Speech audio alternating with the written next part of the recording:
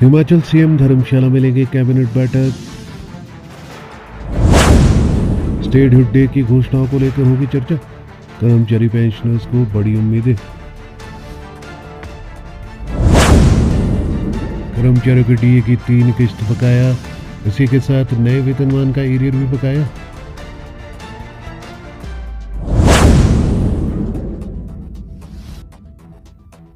हिमाचल के मुख्यमंत्री सुखविंदर सिंह सुक्खू 24 जनवरी को धर्मशाला में कैबिनेट बैठक लेंगे। इसमें स्टेटहुड यानी कि पूर्ण राज्यत्व दिवस पर मुख्यमंत्री की घोषणाओं को लेकर चर्चा होगी। आज कैबिनेट की डेट फाइनल होने के बाद मंत्री और विभागीय अधिकारियों को मीटिंग में शामिल होने को कह दिया गया है। बता दें कि इस बार स्टेटहुड डे कांगड़ा के बैजनाथ में मनाया जा रहा है। इस दिन हिमाचल के मुख्यमंत्री कई घोषणाएं करते हैं। प्रदेश के कर्मचारी और पेंशनर्स डीए के साथ साथ नए वेतनमान के एरियर के इंतजार में है। हिमाचल के कर्मचारी पेंशनर्स का लगभग 9 से 10 हजार करोड़ रुपए नए वेतनमान के एरियर का पेंडिंग है। इसके अलावा कर्मचारी पेंशनर्स की 3 किस्तें डीए की भी पेंडिंग है, जिसका एरियर भी सरकार नहीं दे पाई है। हिमाचल की पूर्व जयराम सरकार ने 2022 में सत्ता परिवर्तन से पहले कर्मचारियों को नए वेतनमान के लाभ तो दे दिए थे, मगर 1 जनवरी 2016 से देय एरियर का भुगतान नहीं किया गया है। वहीं पर केंद्र सरकार ने 8वें वेतन आयोग को लेकर भी घोषणा कर दी है, लेकिन हिमाचल के कर्मचारियों को अभी भी 6ठे वेतन आयोग के लाभ नहीं मिल पाए हैं। कर्मचारी पेंशनर्स को डीए और वेतन के एरियर का इंतजार। प्रदेश के कर्मचारी और पेंशनर्स के 9,000 करोड़ रुपए से ज्यादा का एरियर सरकार के पास बकाया है। ऐसे में कर्मचारी पेंशनर्स एरियर के इंतजार में है। उम्मीद की जा रही है कि 25 जनवरी को मुख्यमंत्री सुक्खू एरियर के साथ साथ डीए का भी ऐलान करेंगे। इसे लेकर कैबिनेट में चर्चा के बाद फैसला संभावित है। भर्ती को मिल सकती है मंजूरी। धर्मशाला में बुलाई गई कैबिनेट मीटिंग में मुख्यमंत्री सुक्खू द्वारा बीते 3 दिन से धर्मशाला में की जा रही घोषणाओं को भी अमली जामा पहनाया जा सकता है। कैबिनेट में विभिन्न विभागों में भर्ती को भी मंजूरी मिल सकती है। शीतकालीन प्रवास पर है सीएम सुक्खू। सीएम सुक्खू 3 दिन से धर्मशाला के शीतकालीन प्रवास पर है और कांगड़ा जिले के अलग अलग क्षेत्रों में करोड़ों रुपए के प्रोजेक्ट्स का उद्घाटन व शिलान्यास कर रहे हैं। इस दौरान जनता दरबार लगाकर लोगों की समस्याओं को भी सुन रहे हैं।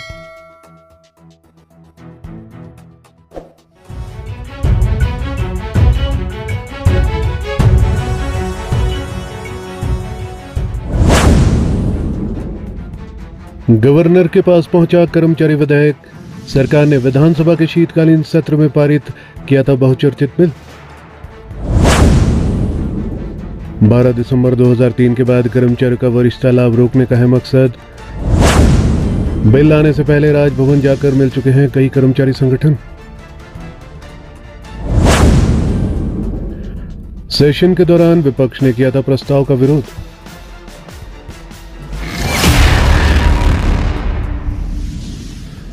ठीक 1 महीना पहले 20 दिसंबर 2024 को विधानसभा के शीतकालीन सत्र में पारित किया गया हिमाचल प्रदेश सरकारी कर्मचारियों की भर्ती और सेवा की शर्तें विधेयक 2024 को अब राज्यपाल को भेज दिया गया है। गवर्नर से मंजूरी मिलने के बाद ही ये बिल एक्ट में बदल जाएगा। राज्य सरकार को भी इस विधेयक के अधिनियम बनने का इंतजार है, तभी न्यायालय में इसका डिफेंस लिया जा सकेगा। इस बिल के कानून बनने के बाद हिमाचल में अनुबंध कर्मचारी को अब 12 दिसंबर 2003 से वरिष्ठता और इंक्रीमेंट जैसा लाभ नहीं मिलेगा और न ही ये क्लेम कर सकेंगे। हालांकि गवर्नर के पास ये बिल पहुंचने से पहले ही कुछ कर्मचारी संगठन राजभवन को अपना पक्ष बता चुके हैं। विश्वविद्यालय कर्मचारी संगठन इसके लीगल इफेक्ट भी गवर्नर को बता चुका है। अब सबकी नजर राज्यपाल शिव प्रताप शुक्ल के अगले कदम पर है। इस बिल के कानून बनने से पहले ही राज्य सरकार ने शिक्षा विभाग के एक मामले में इसे एडवांस में ही ऑर्डर में शामिल कर लिया है। स्कूल प्रवक्ताओं को एरियर के भुगतान से संबंधित मामले में शिक्षा सचिव ने लिखा है कि एरियर अभी तो जारी किया जा रहा है, लेकिन ये कर्मचारी विधेयक से प्रभावित रहेगा।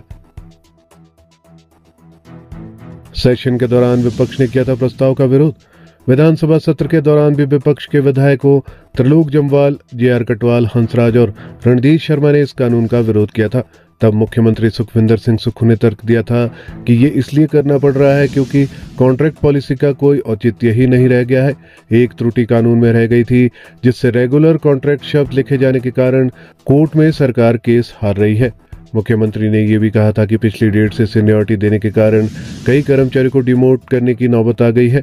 बाद में ध्वनिमत से सत्ता पक्ष के विधायकों ने बेंच थपथपाकर इस कानून को पारित कर दिया था।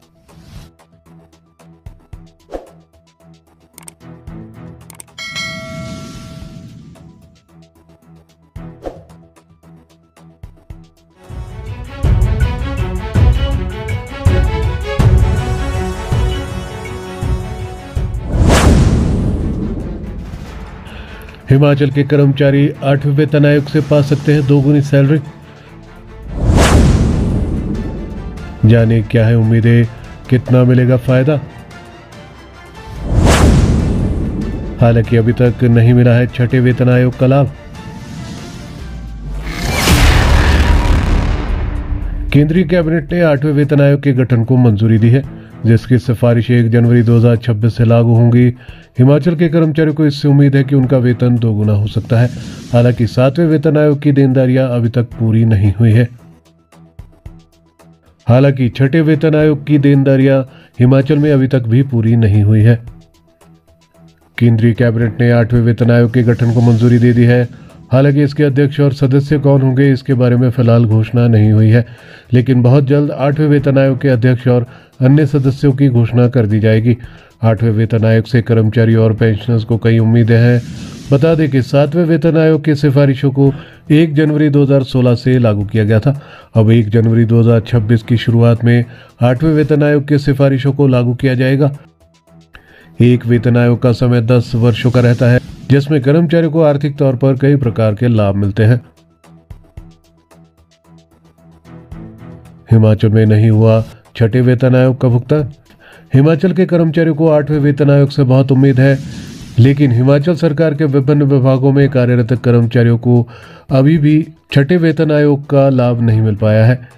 इस बात का दुख है कि कर्मचारियों ने कहा है कि इस बात का दुख भी है कि हिमाचल में अभी तक छठे वेतन आयोग की देनदारियों का भुगतान भी नहीं पूरा हो पाया है। वहीं पर केंद्र सरकार ने अपने कर्मचारियों के लिए 8वें वेतन आयोग को लागू करने की घोषणा भी कर दी है। ऐसे में प्रदेश सरकार को चाहिए कि वह राज्य के कर्मचारियों को छठे वेतन आयोग की देनदारियों का भुगतान जल्द से जल्द करे। इससे आने वाले समय में कर्मचारी और पेंशनर्स को जल्द 8वें वेतन आयोग का लाभ भी मिल सकेगा। 8वें वेतन आयोग से 2 गुना हो सकता है वेतन। हिमाचल प्रदेश के कर्मचारियों ने बताया कि कर्मचारी प्रदेश की रीढ़ की हड्डी है। यदि समय रहते 8वां वेतन आयोग हिमाचल में लागू होता है तो उनके वेतन का लाभ लगभग 2 गुना हो जाएगा। हालांकि हिमाचल में अभी तक छठे वेतन आयोग के लाभ भी कर्मचारी और पेंशनर्स को नहीं मिल पाए हैं, लेकिन देर सवेर सरकार को इन देनदारियों का भुगतान करना ही होगा। इसलिए सरकार जितनी देर करेगी उसका नुकसान सरकार को उतना ही उठाना पड़ेगा। ऐसे में यदि सरकार समय रहते छठे वेतन आयोग की देनदारियों का भुगतान करेगी और 8वें वेतन आयोग को लागू करेगी तो इससे कर्मचारियों को बहुत लाभ मिलेगा।